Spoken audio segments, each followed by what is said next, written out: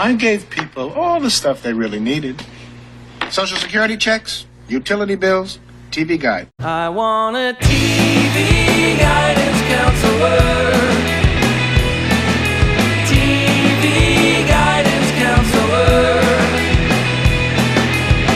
Staying up to watch all night, and everything's gonna be alright with my TV guidance counselor. Hey everybody, welcome to TV Guidance Counselor. I am Ken Reed, as always, your TV Guidance Counselor, here to talk about classic television, usually with a back issue of TV Guide magazine from my personal collection as the inspiration for our conversation. But this week, no inspiration needed. This is one of the most influential people on my life as a fan of media, film especially. Author Danny Peary, he wrote the Cult Movies book series. There are 3 volumes of that, in addition to a bunch of other great film criticism. But those cult movies books are just, they were the Bible for me growing up in a pre-internet age. We talk about that here, but he wrote them in the late 70s, early 80s. So many movies I never would have known about otherwise. That kind of combined with Night Flight really was my education into the world of strange films, John Waters and David Lynch and all that sort of thing, and why I would go out to see midnight movies at the Brattle and the Coolidge Corner and like all the cool stuff that I do. And I really miss film criticism, I will say. You know, I loved Siskel and Ebert, especially Roger Ebert, and Danny's stuff, which is just so thoughtful and reverent and not snarky. And if you've not read those books, buy them. You know, buy a used copy, buy a new copy. I put links to his website here. You know, buy an ebook. They're just so fun to flip through. Open up to a random page, much like the Psychotronic video guide, and just pull something out and enjoy it. So a guy and a series of books that come up often on the show, and I was so happy that I got a chance to talk to him because, again, I got to thank him for being an influence on my life and also just get his insight into the sort of the way the world changed in the 70s and 80s. It's radically different. It really is. So please sit back, relax, and enjoy this week's episode of TV Guidance Counselor with my guest, Danny Peary. TV is my friend, and it has been always there for me in time of need. Live via satellite, Danny Peary, how are you, sir? I'm great. It's a real privilege to be your approximate 721st guest. Somewhere around there, yeah. Somewhere in there. It's unique. Thank you. I'm the only one. Quite welcome. Yeah, we'll send you a badge with that so you can flash it to people if you'd like to be. Great. Well, anyway, thank you very much for lifting me out of obscurity and bringing me back to the world. Far too self-deprecating. Your books come up all the time on the show. I always talk about how specifically they were kind of life-changing for me growing up in the pre-internet age, because people, especially younger listeners, don't really understand that before IMDb, and my show kind of focuses on TV Guide, but there's the movie aspect of it as well, because the sort of movie guide, the back of TV Guide was kind of like the only place you could get information about movies for a long time. Right. But that combined with your books, especially the first one, which I stumbled upon growing up, was just mind-altering and exposed me to this world of all these movies that became so important to me. So I said, got to have him on the show. I got to talk to him about that. Well, thank you so much. My whole existence, all my writing is based upon encouraging people to see movies, even the movies I don't like. So it's so gratifying 40 years later to have people who tell me, like you just did, that it changed your movie-going life. That and other books, I'm sure. But it's to get people to expose people to movies they hadn't seen before and didn't know exist in many cases, but expand their horizons. When you were growing up, did you go to the theater a lot, or were you seeing a lot of movies on TV? Well, I was born in 1949, so that tells you how old I am, 75. So in the 1950s, that was even before, we didn't even have a TV until the mid-50s. So my mother and my older brother, Gerald Peary, who lives in Cambridge, were huge movie fans.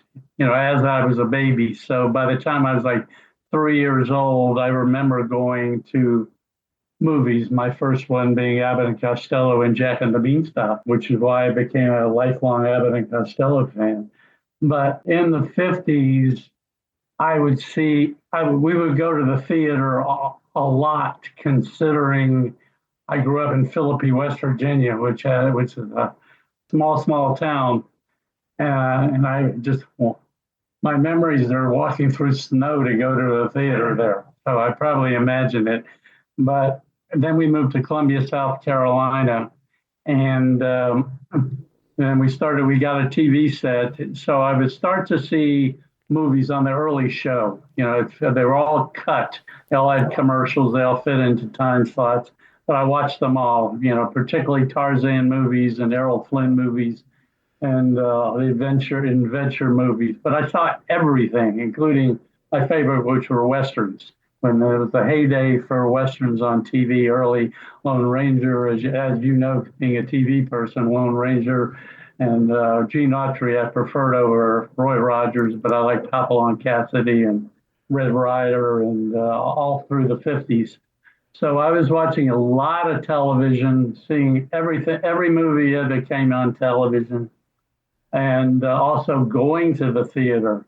So what I find interesting about my background is in the 1950s, before I would turn, we moved to New Jersey when I was 11. So while I was in South Carolina, in Columbia, South Carolina, ages 7, 8, 9, 10, I would go to the movie by myself. I did the same. I would take a bus downtown, either go to the library and get out baseball books and stuff like that. But we had a lot of theaters on Main Street in Columbia, South Carolina, the Ritz, the Carolina, Palmetto, and a few others, which I'll come to me during this talk. But so I would go all the time to movies, and this is how I guess film fanatics develop. So that was my background. I would see movies with my family and without my family, and I saw a lot of movies, and all kinds. Because the odd part is even in Columbia, South Carolina, they would have foreign film festivals. So as a young kid, I would see Mr. Hulot's Holiday, which is a French film with Jacques Tati, and I would see Igmar Bergman movies, Wild Strawberries, I still remember, and The Seventh Seal as a little kid. Kids all love Igmar Bergman. I was a little kid seeing movies with subtitles, and you don't find many of those nowadays, do you? So anyway, that's how the birth of a film fanatic came. My loves were, movies, television. I loved television, maybe even more than movies in the 50s, and rock and roll and sports, mostly baseball. So, and I got to, as an adult, write about all of them. So I lived out my dream, I guess. But what's gratifying is I wrote and people read. So that was great. It's fascinating when you look at the sort of, you're in that first generation of creative people and writers who grew up with television and grew up with the ability to see movies again, whether they be on TV or the sort of revivalist house stuff started to come up.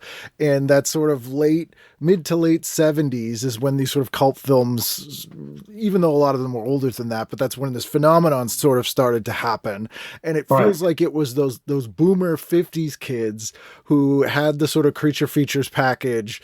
Now they're kind of college age or early 20s, and they're kind of looking for a similar kind of thing, maybe, and they're kind of finding it in this weird world of cinema and are able to actually explore it at that time.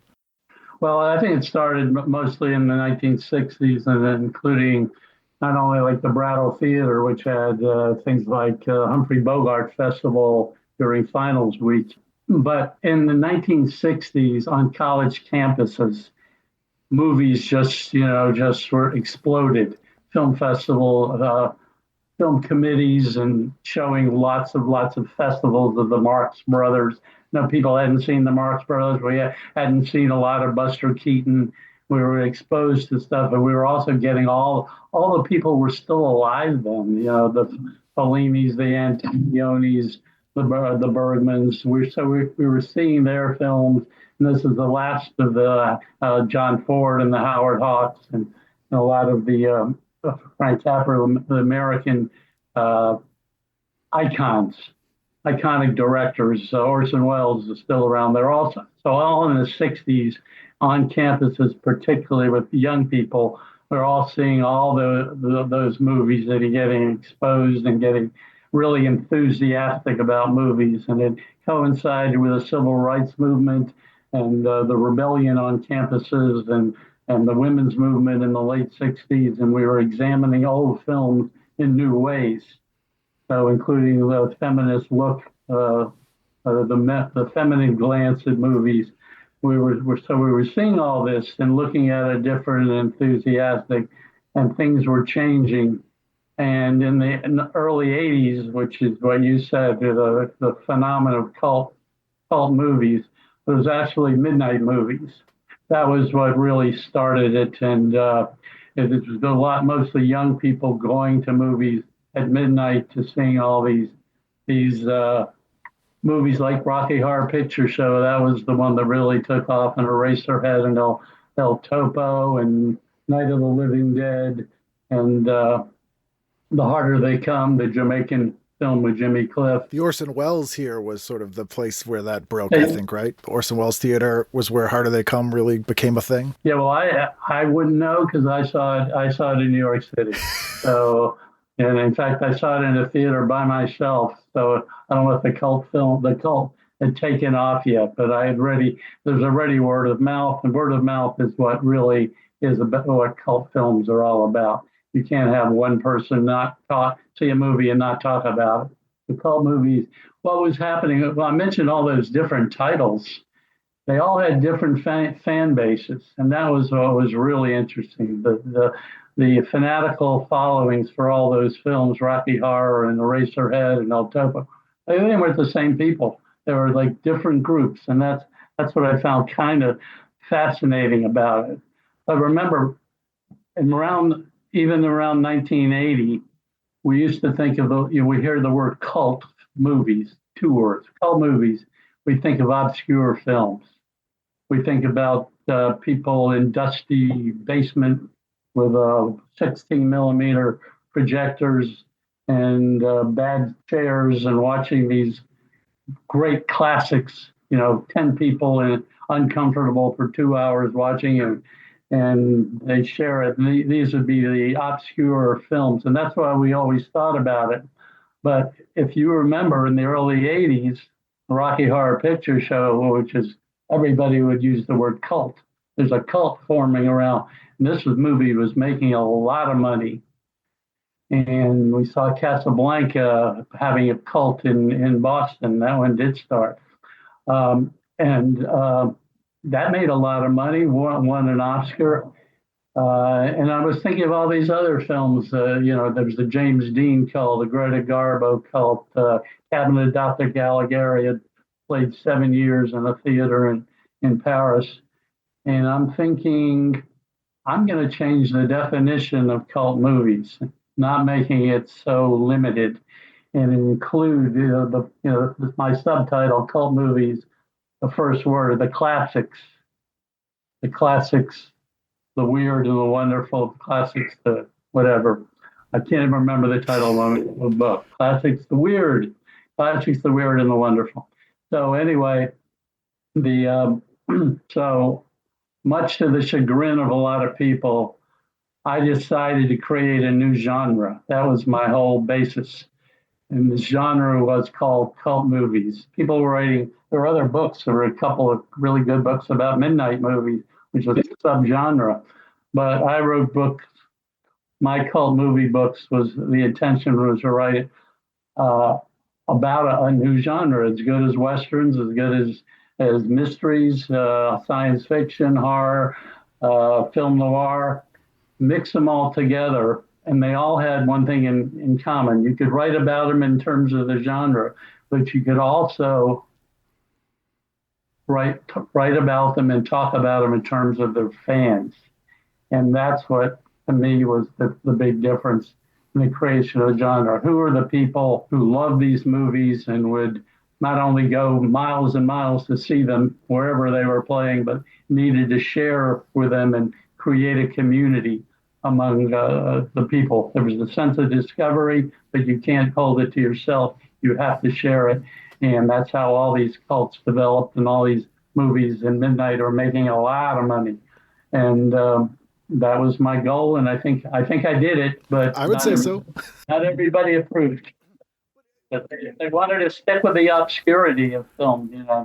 That makes a cult movie. But times were changing, and as Bob Dylan would say, and that's what I wrote about. And it's so gratifying. It was gratifying at the time, finding, I was getting a lot of fan mail, and people were saying, I thought I was the only person in the world who liked Little Shop of Horrors. I didn't know there were other people. I didn't know anybody knew about this movie. I happened to come across once and never saw again.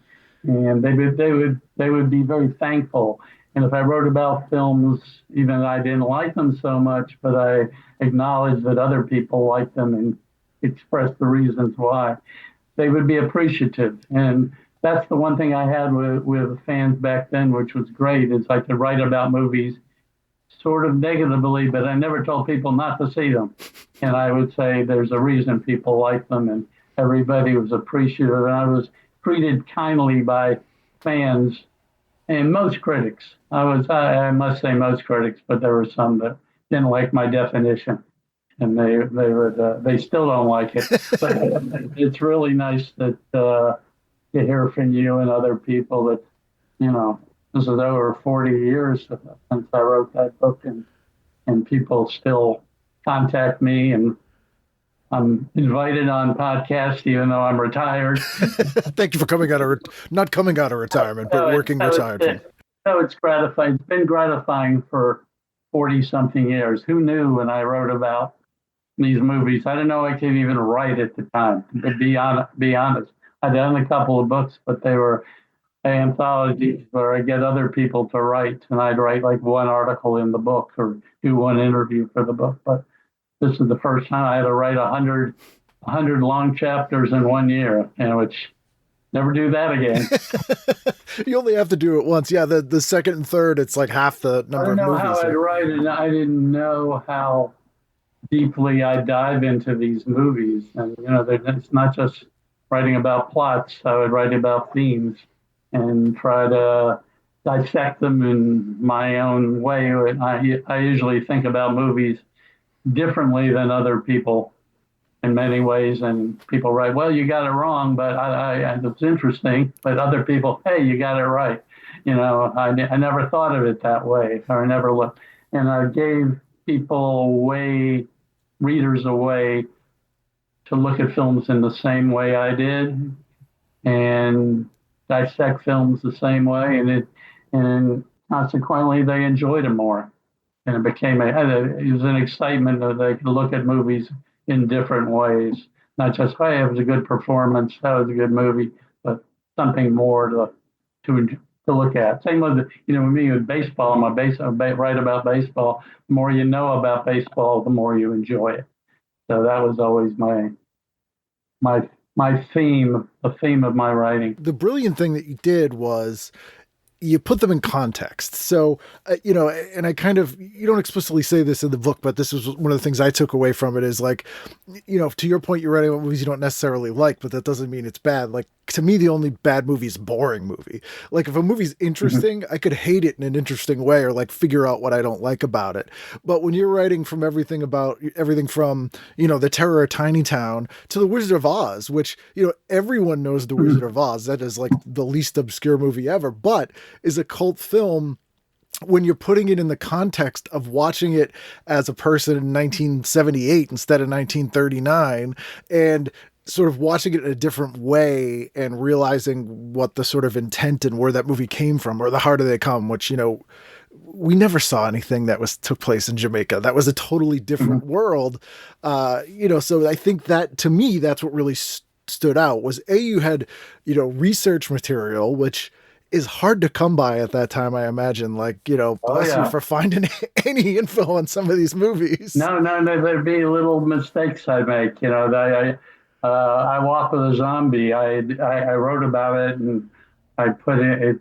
I don't know if I ever corrected for future versions, but I called the nurse American, and she was Canadian, and it kills me. But I know where to check. Everything was done with memory and whatever, and so every once in a while there are these mistakes that 40 years later I still, how did I not get that? If I only had Google, if I had access to these movies. I didn't have access either. Once you saw them, that was it. So, I didn't have it was the beginning of the VHS, which is part of the reason the books were popular, is there was a way to see these movies that you couldn't have seen them before.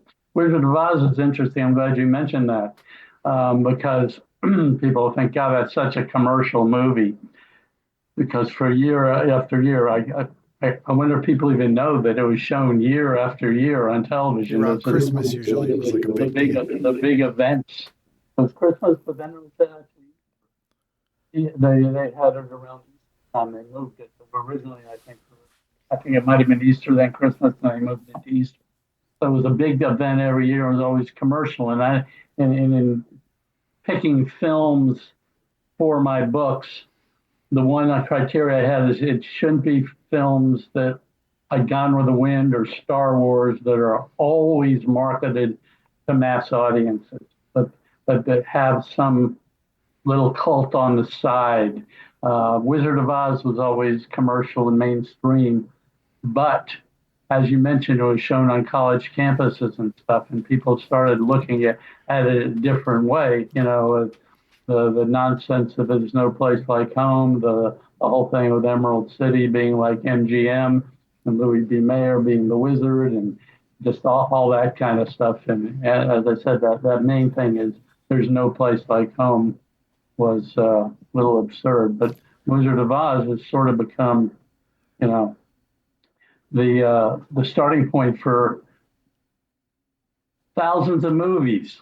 Yep. I mean, David Lynch, look at it. There was a whole documentary about his connection with the Wizard of Oz. The Wizard of Oz, the three companions and the dog and the one person in a land that he's not supposed to be in. That's, there's so many films, so many people that's their favorite film, and including filmmakers. And they were influenced. Even The Searchers, I think, is influenced by Wizard of Oz, and a lot of films are influenced by The Searchers. Right. So it's cyclical, kind of interesting. But Wizard of Oz, people would write me on that and say, I've seen Wizard of Oz every year. Same with It's a Wonderful Life. Now, I haven't written about Christmas Story in the same way, but every year it's a ritual. But until I read your essay, I didn't really think about it in any interesting way, and now I see many facets to it that are stimulating, and so that's kind of it. So that's a reward for me every time anybody would say, "I find your chapters stimulating," and I've seen this film every time, but now I really can look at it and appreciate it more. Because then we get to your point, you brought it up, the video, the 80s were this sort of perfect storm of people being able to rediscover these movies or discover them for the first time, because now we have access to video. We still have all the revival college campus movie theaters. The Brattle was here, the Coolidge Corner was here in Cambridge, for example. But we also have cable, and cable is desperate for content, and they will basically air anything they can get cheap. So we lucked out in that they would get some amazing movies from the 30s and 40s, and PBS would show silent films, and USA Network had a thing called Night Flight, which is where I first saw stuff like everything from Another State of Mind to the Terror of Tiny Town, or, clips from Freaks, which you couldn't see anywhere, and that kind of stuff. So it was sort of a perfect timing for that first book, because you became this guidebook for stuff people could actually now seek out. That was great. I did another book called Guide for the Film Fanatic, which I wrote about around 1,600 films, the long blurbs about them, and with little thematic references. And that was often seen on counters at video stores, which, were all over the country all of a sudden, all the Blockbusters, but also all the little Kim's Video in New York, which is a biggie, and just all over the country video stores. And my book, Guide for the Film Fanatic, joined, Leonard Maltin's books on the counter.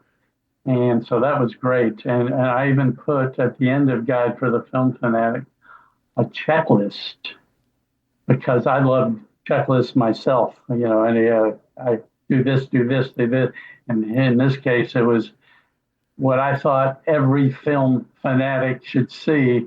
I listed, I wrote about them, and if I didn't write about them, I had it on the back of the book in the checklist.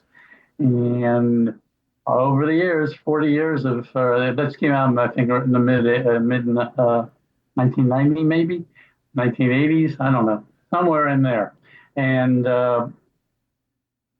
people have been using that checklist 35, 40 years, seeing all the films that I put down with little boxes, all the titles of little boxes next to them, and they check them off, and it's kind of fun.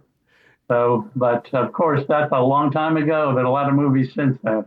But it's interesting in that, the checklist is probably still incredibly relevant. Like, just the nature of, I think, movies can go around the world in 2 seconds now, so that, like, the time it takes to build a cult and that word of mouth doesn't quite exist anymore, certainly not in the same way.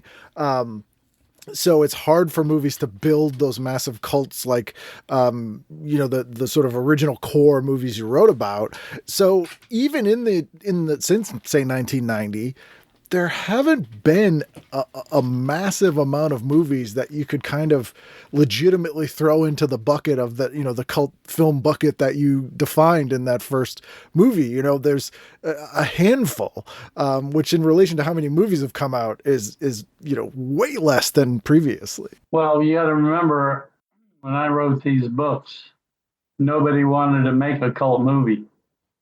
Didn't do it on purpose. They didn't do it on purpose. Nowadays, they want to make cult movies. Everything's based on word of mouth, as you mentioned, and all these film festivals, all these film classes people are taking on campuses. There are film classes all over the country and campuses and film departments. Even when I went to University of Wisconsin, in the 1960s, there was no film department. There were film classes, but now all over the country, they're good, solid, film departments. And all these young filmmakers from everywhere who are dying to get their films into film festivals. And the only way, once you're in a film festival, to develop, have any chance of success is word of mouth. And word of mouth is what creates cults. And you're dying. Oh, I hope I can become a cult. My film becomes a cult film. So now it's something that people actually seek out, unless they're making, a studio movie where they get, a new Marvel movie. They don't care about that stuff. But all the young people who are filmmakers all over the country, how do you get your foot in the door with my first amateur film? A low-budget film, and the only way is success at film festivals, which usually doesn't do anything, which is people. I always feel sorry for these people who, I just won this award at this, Tribeca Film Festival, or even Sundance or whatever, and it doesn't really matter sometimes, and they think this is finally I've made it, and it's kind of heartbreaking how many people are making films, and they make good films, and they can't get them shown, and they can't get any success, and they can't. So that's why so many people make horror movies, because that's the best entry level. You can hit pay dirt, like somebody like the treasure Sarah Madre, finding the gold. That's the way to do it. Is making the horror movie that's for no money. Get a GoFundMe page and have success. But as I said, I think there are a lot of cult movies. There are even the one thing that makes it all weird nowadays, for me in particular, is movies that should have been cult, definitely cult movies, are all mainstream movies now. They're everywhere, everywhere, anything, all at once, whatever that title was. Which I've never made it through the movie. I can't stand it, but it has there's a definite cult, but it wins Oscar for Best Picture. The Coen Brothers should be only making cult movies. They win a Best Picture film. The Substance, which I haven't seen yet, but definitely if you read about it, it's almost like Wasp Women mixed with Basket Case. And Basket Case, yeah. They're all set up to be cult movies if they break in the mainstream. And all these people, Quentin Tarantino, he wins Oscars, he gets Oscar nominated. He's definitely, that's like Don Siegel and Sam Fuller getting Oscars for Best Director, and doesn't happen, but now it does. Right. It's all blurred. What's mainstream and what's cult. What should be cult is popular movies. So I guess it's a new audience, but it's strange that way for me, because what is it? The definition of cult, I think, is actually changing even more than it used to be. Yeah, I always used to joke, as someone who grew up, reading comics and liking these kind of movies, I'd always say I literally had to take 2 buses and a train to rent Eraserhead, and then, 2 buses and a train to get it the next day. Post-millennium, all this stuff became mainstream, and it was almost like be careful what you wish for in a lot of ways, because, I never would have dreamed that they'd be making, movies about things or remaking things. But at the same time, it makes stuff seem like a little bit less special, because, it used to be like if we first met and you had seen Repo Man and I had seen Repo Man, we would be friends. It was like a shared experience. Also, the phenomenon of sort of failed studio pictures is something we don't get, where like Showgirls is one of the last ones I remember, but something which does have a cult, huge cult, right? Or like Mommy Dearest, where these movies fail. Even stuff like Furiosa, the Mad Max movie, it actually made money, made like $5 million or something on a 170 something million budget, but it made money, but it's considered a flop. And that's how a cult's developing around it. It should have made money. I'm a big fan. That kind of film, which people try to keep it alive and convince other people that it's not as bad as it, most films that flop at the box office. So a big film flops at the box office, it does have a chance to be a cult film, because there's always somebody who likes it. I always thought Speed Racer from the Wachowskis brothers, Speed Racer, was like primed to be a cult movie. Huge box office bomb, was too cartoony and childlike for adults, too adult and like anti-commercial for kids. So I was like, I can't believe college campuses aren't showing this thing at midnight, but it was sort of like nobody liked it. Yeah, so it's like Howard the Duck. People try to convince people that Howard the Duck is a masterpiece. Like Heaven's Gate, there's people who genuinely consider that a masterpiece and try to convince other people. But is that a cult movie? I think so. It does have people who consider it not just good, but a masterpiece. Are there directors, like you mentioned Sam Fuller, who I love, another Massachusetts guy from Worcester, Mass. And he sort of inadvertently ends up being one of the most influential directors of the 21st century, I think, by way of, sort of big mainstream people who made movies influenced by him. But I feel like his name doesn't pop up a lot. And I don't know if people have seen like Shock Corridor or any of his movies. Are there directors like that surprise you that they aren't more well-known or that you think people should check out more? Well, we can, I mentioned Don Siegel. That's certainly one. Most things in those days were in the studio system. So you have the big directors. I'm working on a book with a critic named Joseph McBride, who's really a terrific critic, and it's basically his book. And he's writing his new book is about George Cukor. So George Cukor is famous decade after decade after decade, made big film after big film. He made My Fair Lady, which don't everybody make. Philadelphia Story, Holidays, Sylvia Scarlett, which is an amazing movie. The original, The Women, Little Women. I don't know if I mentioned Gaslight, but just big film, Judy Holliday movies, Hepburn and Tracy movies, just great. But do people know him now? No. So that goes with like everybody. It's not just cult, guys who cult directors, the Sam Fullers and the Don Siegels, but almost everybody, other than the Hitchcock and Cecil B. DeMille and, a couple of John Ford and maybe even Howard Hawks and Frank Capra have fallen by the wayside.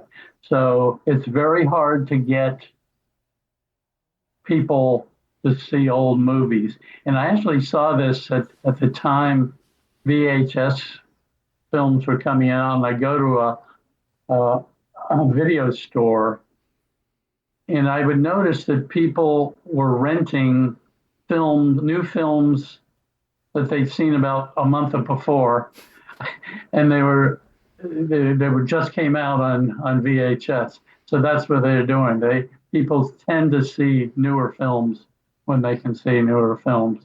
And then there are the people like us who watch the classics all the time and is amazed by what's on YouTube and Tubi and all the old pre-code films and whatever. But yeah, there James Whale, that's a director who's terrific.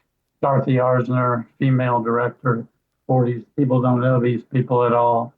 Francis Ford Coppola took a class with Dorothy Arzner at UCLA, so he always talks about her, but he's about the only one. So although my brother will talk about him, he's a big. He wrote about Dorothy Arzner in the past. So there are lots, including all the biggest directors. That Roy William Neal, people know him.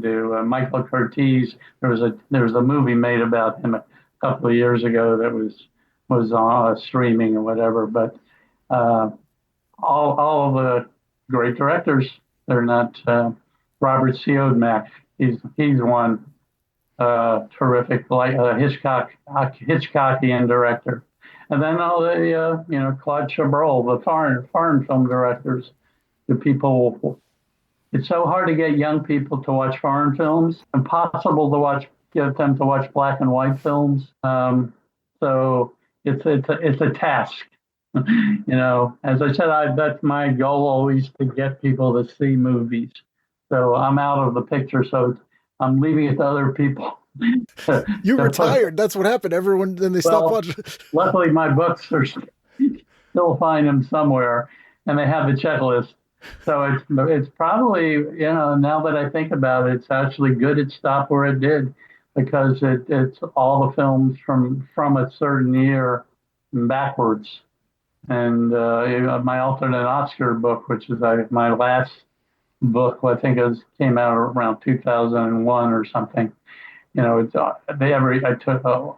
chose what should have been the best picture, best actor, best actress for every year from like 1927 to 2001, agreeing sometimes with the Academy, but not often.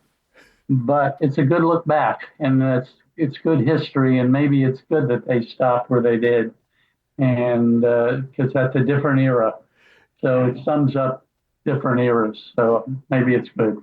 You touched on something interesting in that now with YouTube and Tubi and all these streaming services, there are movies, there are TV shows I thought were lost media. I thought I would never see. I'd only heard about. You'd never get to see them. And now you can pull them up and watch them anywhere, which blows my mind. But, you know, were there ever any movies that were inaccessible to you, like a White Whale movie that you're like, man, that I've never been able to see that. And then all of a sudden you're like, oh, it's just on YouTube now. Well, a lot of films I didn't even know existed. You know, I just watched. I guess I don't know if it was called The Lost World. It wasn't the the original one. Something with Lionel Barrymore in the 1929. Do you know that movie? Yes, yeah. Or Undersea. What is that one called? I'm trying to remember the name now. It's not Journey to the Center of the Earth, but it's like another Melville. It's a Melville movie. Yes. And I never knew it existed, so I watched that one. So that was great. The film that I always wanted to see, I'm a big Val Lewton fan, and I'm a fanatic of Val Lewton. That's one of, and we made 9 horror movies in the 1940s, in case people don't know that you should see every one of them.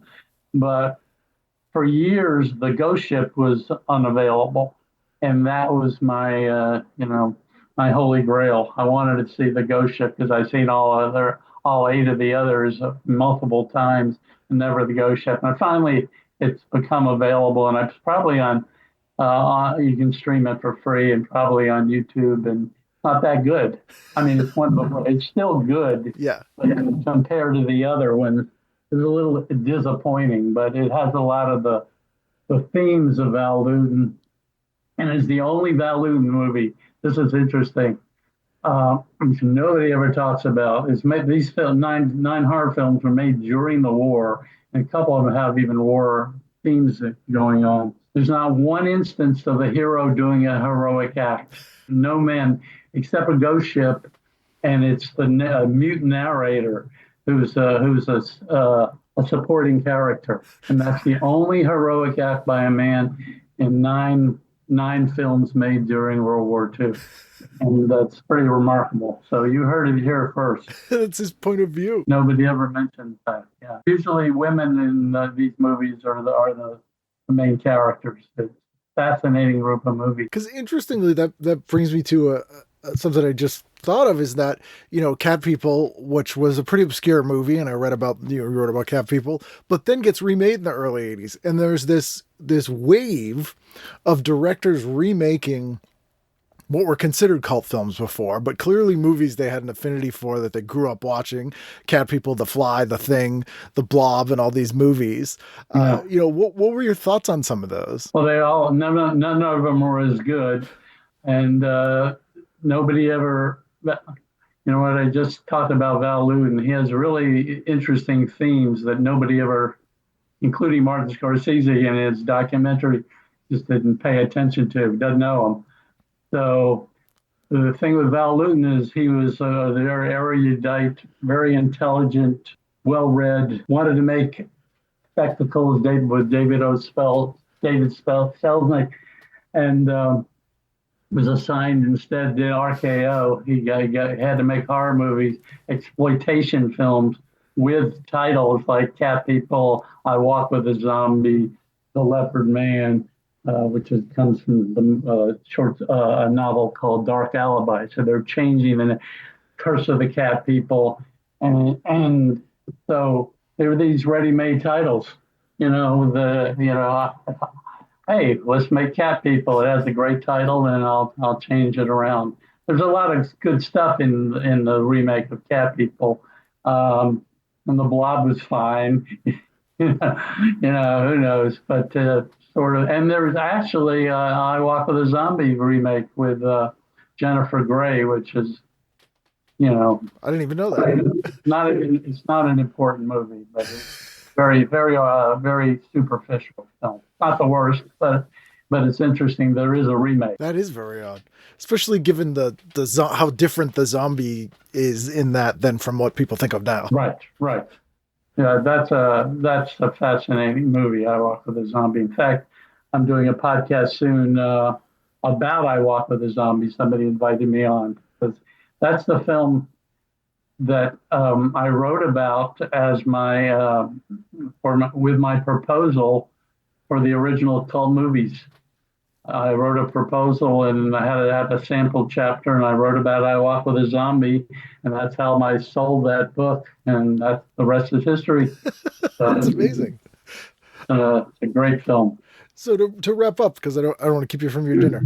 The other thing I wanted to ask you about is, you're writing about movies and stuff, but then your sort of fiction writing, or the things you wrote for some cartoons in the mid '80s, right? Didn't you write like a Thundercats and a Silverhawks? I did write for a Silverhawks. Yeah, it's I went to USC Film School, graduate school, and I couldn't afford to go into production, even though my Super 8 films are kind of the best films ever made. I wanted to do comedy, actually. So I went into the screenwriting, and I wrote a lot of scripts, and I did really well there. And I got placed with an agent who never read my scripts, and they went down the drain. And at that time, I moved to New York and started working on books. And just a couple of, I had a couple of failure things that were the last day, let's buy it or not buy it. And the only scripts I ever sold were the two Thundercats and Silverhawks. And honestly, I do not remember my script for Silverhawks. I have no clue what that was. So I'm sure it was great, but I remember Thundercats. That was more fun to write. But they, if you don't like it, somebody else edited it. So I don't know.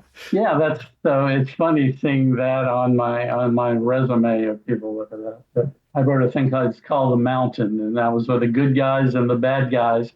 Perfect for politics nowadays, where they have to unify to get out of a predicament in a mountain. And so I sold that idea, and they did it, and I think they got rid of a lot of my dialogue, which was stupid of them. But it would have been better. But it's not bad. But it was funny because I turned the TV on one day, and there was my name on a Thundercat. So. Oh, it's gonna be very strange to do that. Yeah. So that's my only. I have a bunch of scripts that I never showed anybody that I wrote back in the day, and never got anybody to look at. A gig's a gig, but it's just those always stuck out to me because I'm like, oh wow, it's very. And even as a kid, I recognized. I'm like, is that the same person? I'm reading this book, and it was. That's me. Yeah, that's me. But. I'm more proud of my book. Oh, yeah, for sure. To wrap up, are there one or two movies that you are the most, I mean, maybe they're the Val Lewton movies, but that you're the most passionate about are sort of underseen, or especially now where, you're saying it's difficult to get someone to watch a foreign movie or a black and white movie? A movie that people have talked about including director James Gray. I remember him and other filmmakers.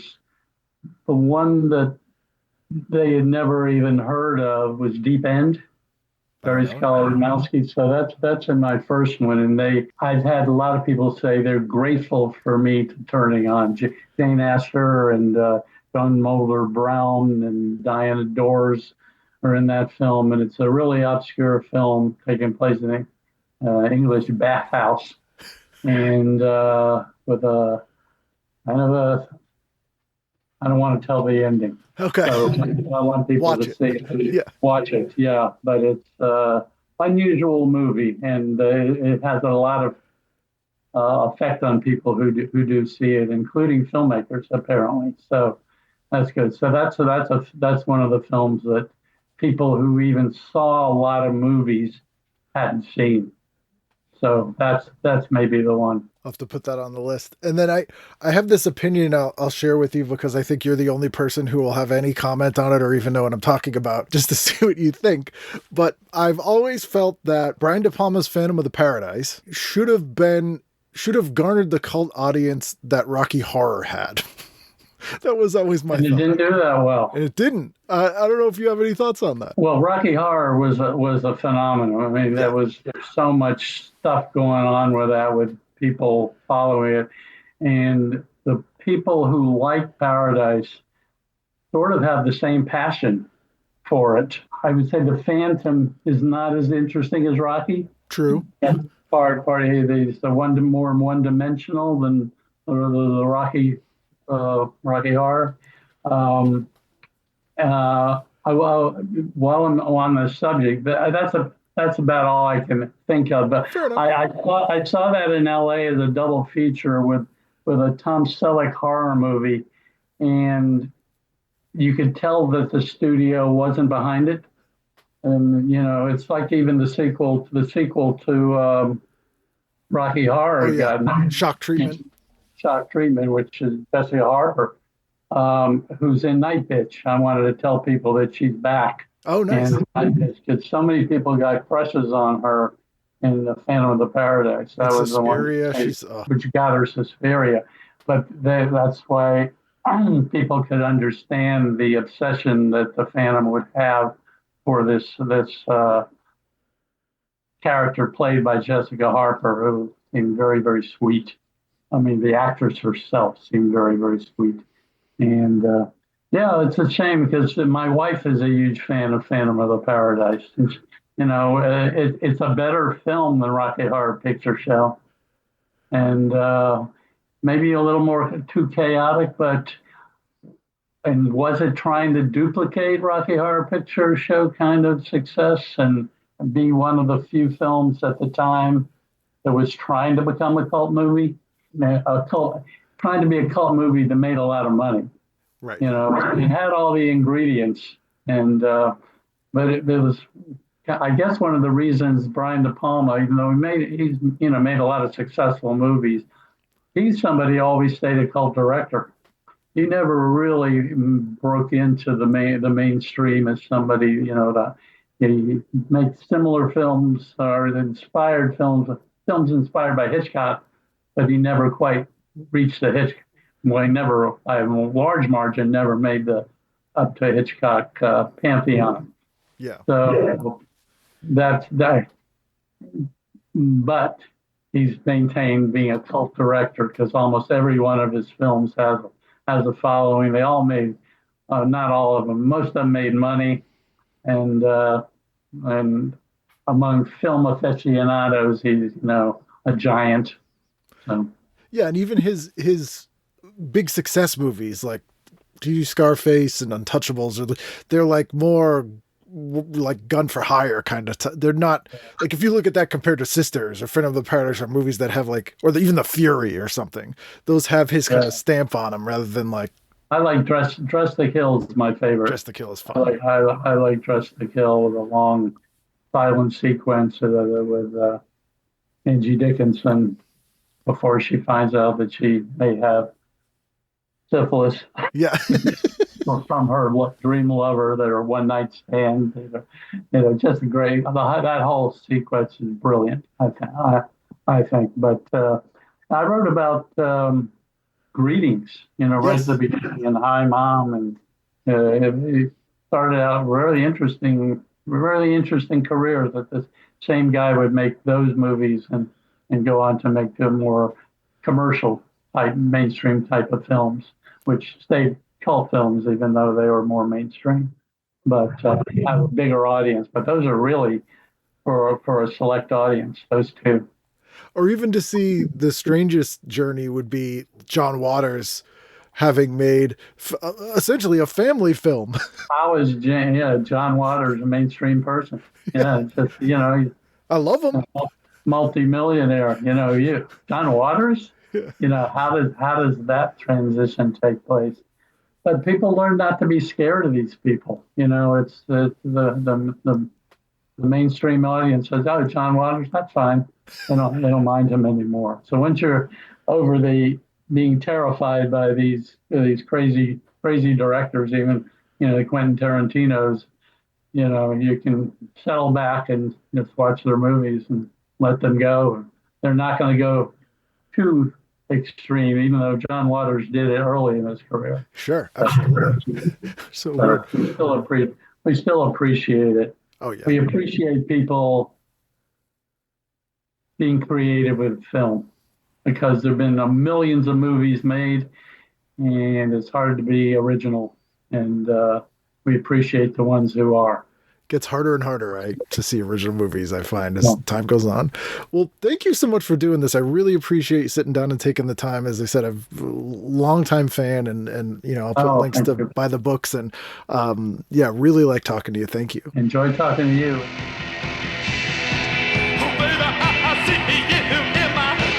There you go. That's Danny. Essential Books. Get those books. You will not be disappointed. All of his books, really. Video guides, all that sort of thing.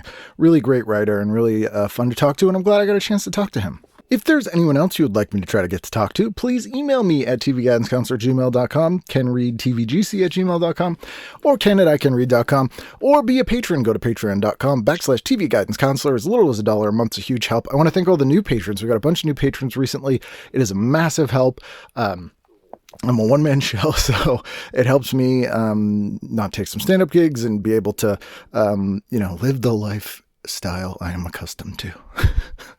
I'm not in a gold toilet or anything. But no, I really do appreciate it. If there's anything I can do for you, let me know. Shoot me an email. I'm on Blue Sky at Kenneth W. Reed and all those fun things. So I'll be here next week, and I hope you will too, for a brand new edition of TV Guidance Counselor. Looks like you got some kind of alternate universe in there or something.